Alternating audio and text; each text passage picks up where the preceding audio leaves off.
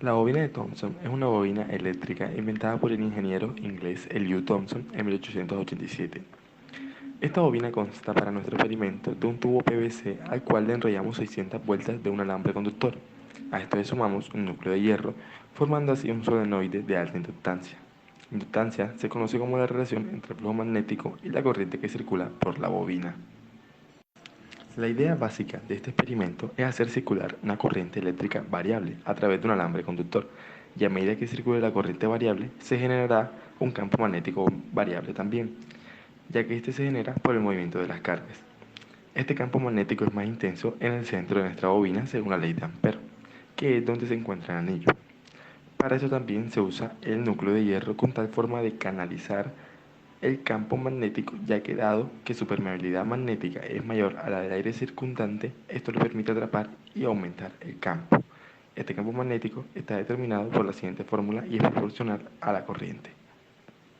Atraviesa el anillo, por lo cual tenemos un flujo magnético. Así también obtenemos una variación del flujo magnético, ya que el campo es variable.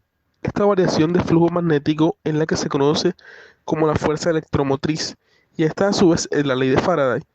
Pero esta corriente va en oposición a esa variación de flujo magnético para que el anillo pueda levitar, y a esto se le conoce como la ley de Lenz.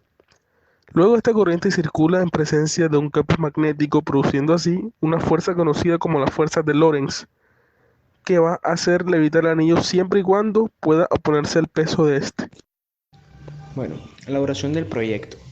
Primeramente, se cortaron dos tubos de PVC, uno de pulgada y media y otro de 2 pulgadas, de 40 y 23 centímetros respectivamente. Se mandó a cortar una varilla de hierro de 3.6 metros en 9 pedazos. Se compraron 120 metros de cable de cobre esmaltado calibre 18. Se compró un dimmer de 110 a 220 voltios.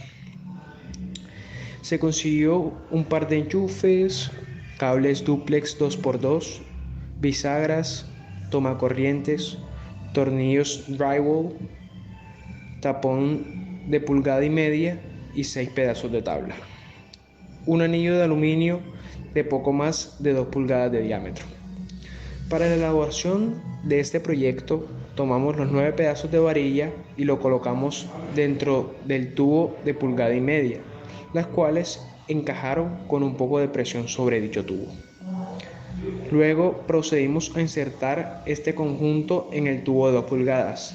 Al percatarnos que quedaba un espacio libre entre dichos tubos, tomamos otro pedazo de tubo de 2 pulgadas y de 23 centímetros de alto y lo dividimos por la mitad, creando así una especie de luna, la cual añadimos al espacio vacío mencionado anteriormente, para que el sistema quedara firme.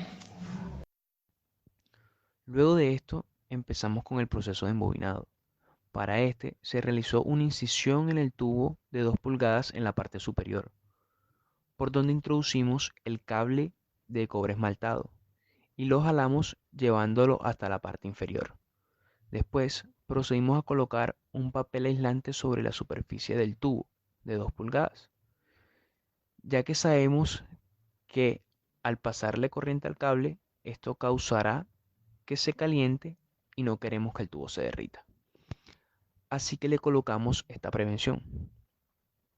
Después, comenzamos con la realización del embobinado, que constaba de 600 vueltas o 4 capas, para las dimensiones del tubo tomadas en este experimento. Además, le echamos pegamento al inicio, en el medio y en la parte inferior para que el cable de cobre no se soltara con facilidad.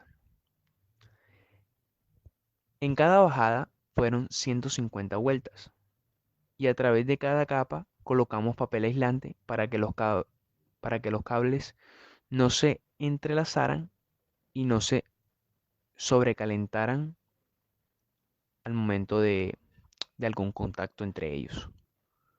Aparte de eso, mandamos a cortar 6 tablas que servirían para crear una caja donde se encerraría la bobina, cuyas medidas son 4 tablas de 15 por 21 y 1 centímetro de grosor y 2 tablas de 15 por 15 y 1 centímetro de grosor. Al momento de la instalación eléctrica, se conectó un cable directo desde el tomacorriente instalado en una de las paredes laterales de la caja hasta la bobina, y el otro se dividió en dos pedazos, uno que entra en el dimmer y sale directo a la bobina.